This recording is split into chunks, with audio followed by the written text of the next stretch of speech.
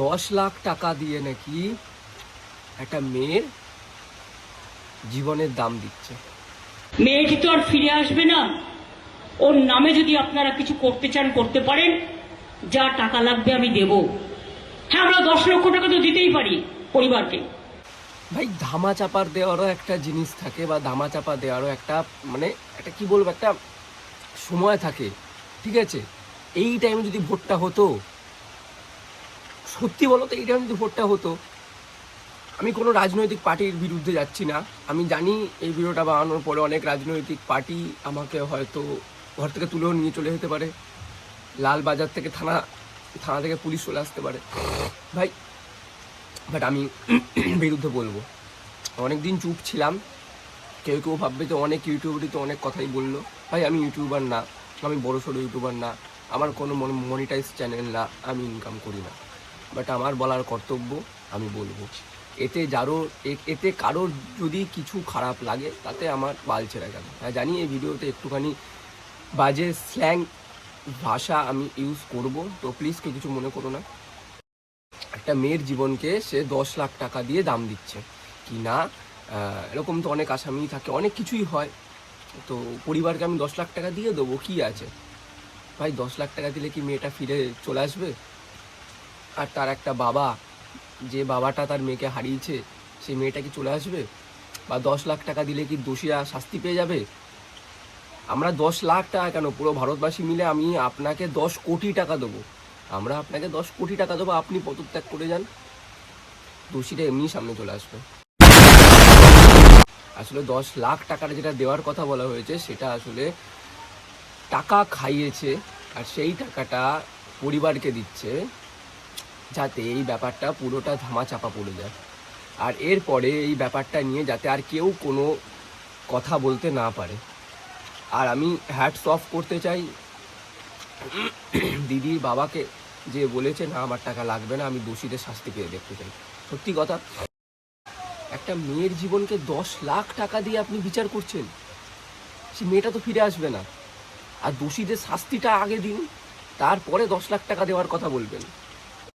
হচ্ছে যে আমি বাড়িতে ঠিক করে পৌঁছবো তো, আমি বাড়িতে ঠিক করে পৌঁছতে পারবো তো। আর কিছু কিছু মানুষকে তো ভাই চিড়িয়াখানায় দিয়ে আসা উচিত। না না, চিড়িয়াখানাও মানে ওখানে ভালো ভালো প্রাণী থাকে, ওখানেও ভালো ভালো প্রাণী থাকে। তুমি বিশ্বস্তকর প্রাণী পেয়ে যাবে যে না, তাই তুমি বিশ্বাস করতে পারবে। এদের তুমি বিশ্বাস করতেই পারবে না। এদেরকে রাঁচির পাগলা গারোতে দিয়ে আসা উচিত। পারলে পুরো মানে সবাই মিলে কিছু কিছু টাকা করে দিয়ে দাও, তাদেরকে ওই টাকাটা দিয়ে পাঠিয়ে দাও রাঁচিতে। আর যায় তারা আসতে না পারে, মাঝে মাঝে আমরা গিয়ে দেখে আসবো, গিয়ে ভাত ফাত দিয়ে আসবো, খেয়ে নেবে, খেয়ে ওখানেই থাকবে, ব্যাস পাগলামি করুক। এই জিনিসটা হয়েছে, এই জিনিসটার পরে ভাই তারা পার্টি করছে, আরে ভাই রিলস বানাচ্ছে, ভাই কি মজা কি মজা। ঠিক আছে, মানলাম যে তাদের ঘরে কিছু হয়নি, বাট যদি হতো, যার সাথে এই ঘটনাটা যে ঘটেছে সেও তো একজনের মেয়ে, একজনের বোন, একজনের দিদি, একজনের গার্লফ্রেন্ড, যাদের 13 বছরের সম্পর্ক ছিল। তার বাবা, তার বয়ফ্রেন্ড, তার ভাই হোক দাদা হোক, তারাও কিন্তু এখন বাজেভাবে কিন্তু তারাও কষ্ট পাচ্ছে। তাহলে একবার নিজেকে সেই জায়গায় একবার ফেলে দেখো, নিজেকেও একবার সেই জায়গায় ফেলে দেখো, তারপরে না এই এই রকিং, এই পার্টি, এই রিলস ফিলস এইগুলো করার কথা ভাববে।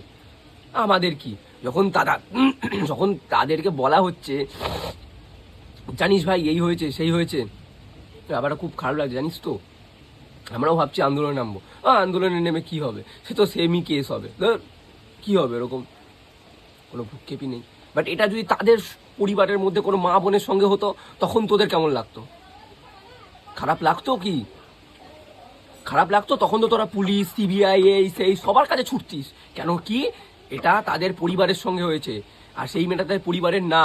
এখানে সবাই স্বার্থ ছাড়া কিচ্ছু বোঝে না, এই সমাজটাই এরকম। শ্রীকৃষ্ণ একটা কথা বলে গেছিলেন যে কলিযুগে নিজেদের স্বার্থ ছাড়া মানুষ কিচ্ছু, কেউ নিজেরটাই খালি বুঝবে, কেউ কারোর কিচ্ছু বুঝবে না। ব্যাপারটাই সেম দাঁড়িয়েছে এই সমাজটায়। এখানে স্বার্থ ছাড়া মানুষ এখন কিচ্ছু বোঝে না, কিচ্ছু না।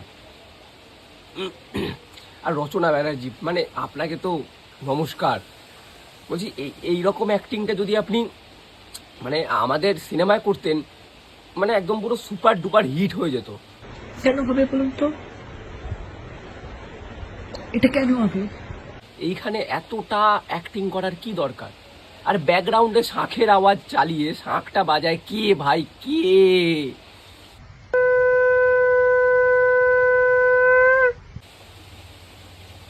আমি একটাই কথা বলতে চাই, আমি আর এক্সট্রা কোনো কথা তুলবো না, ঠিক আছে? সবাই হয়তো ভাববে যে আমি এতদিন পরে আমি কেন এই ব্যাপারটার বিরুদ্ধে আমি ভিডিওটা বানালাম। আসলে আমি এতদিন ধরে ব্যাপারটা জানতাম, ঠিক আছে? আমি ইচ্ছা করে ভিডিও বানাইনি, বাট যারা আমার ফেসবুকে আছো বা ইনস্টাগ্রামে আছো, আমি নিচে লিঙ্ক দিয়ে দিলাম, বা যারা আছো তো তারা তো জানো যে আমি কি ভিডিও ছেড়েছি কি না, ঠিক আছে? ব্যাপারটার বিরুদ্ধে আমি কিছু বলেছি কি না, ঠিক আছে? তো আমি চাই সবাই এই ব্যাপারটার বিরুদ্ধে যাক। 14ই আগস্ট আমাদের একটা আন্দোলন হয়েছিল, 18ই আগস্ট আবার আন্দোলন হবে, 19শে আগস্ট আমাদের ফটোগ্রাফার প্লাস ভিডিওগ্রাফার প্লাস সিনেমাটোগ্রাফারদের একটা আন্দোলন আছে, কারণ সেদিনকে ওয়ার্ল্ড ফটোগ্রাফি ডে আছে, মানে কালকে রাখি পূর্ণিমার দিনকে। তো যারা আসতে ইচ্ছুক তারা প্লিজ চলে এসো, আন্দোলনে নামো, ঠিক আছে? কারণ এই আন্দোলনটা শুধু তাদের না, আন্দোলনটা আমাদের সবার। তো আমি চাই সবাই আন্দোলনে নামুক, আর এটা একটা জাস্টিস হোক, আমরা চাই এর জাস্টিসটা আমরা চাই। তো প্লিজ সবাই আন্দোলনে নামো, এর একটা জাস্টিস, এর একটা বিহিত দরকার, আমরা আসল দোষীদের চাই। আর এই ভিডিওটা এখানেই শেষ না, এরপরে আরও এরকম ভিডিও আসতে থাকবে। 19 তারিখে আমরা আন্দোলনে যাচ্ছি, সেই ভিডিও আসতে থাকবে, যদি কিছু হয় সব ভিডিওতে দেখানো হবে, ঠিক আছে? একটা ভিডিও ছাড়ার কথা ছিল, তো এই মুহূর্তে আমার মনে হয় না এই ভিডিওটা ছাড়া দরকার, ঠিক আছে? এমনি একটা ফানি ভিডিও ছিল, প্লাস আমার একটা বন্ধুর জন্মদিনের একটা ভিডিও ছিল, এটা আমি বানিয়েছিলাম, এডিট পুরো কমপ্লিট, বাট যেদিনকে ভিডিওটা ছাড়বো সেদিনকেই ঘটনাটা ঘটে, আমি তারপরে আর ভিডিওটা আমি ছাড়তে পারিনি। তো প্লিজ কেউ কিছু মনে করো না ভিডিও আসছে না বলে, তো ভিডিও খুব তাড়াতাড়ি আসবে। এই ব্যাপারটা বিরুদ্ধে যা প্রমাণ নথিপত্র যা আছে, ব্যাপারটা আগে মিটুক, জাস্টিস পাই আগে আমরা, তারপরে আমি নতুন করে নতুন ভিডিও ছাড়বো, ঠিক আছে? তো করার দিনের জন্য একটু কম্প্রোমাইজ করে নাও, ব্যাপারটা মিটলে আমি ঠিক ভিডিও বানাবো, ভিডিও আমি আবার নতুন করে আগের মতন করে ছাড়বো। তো দেখা হচ্ছে পরের ভিডিওতে, টাটা। বাতাসে যারা মিশিয়েছে বিষ, মানুষ যারা মারে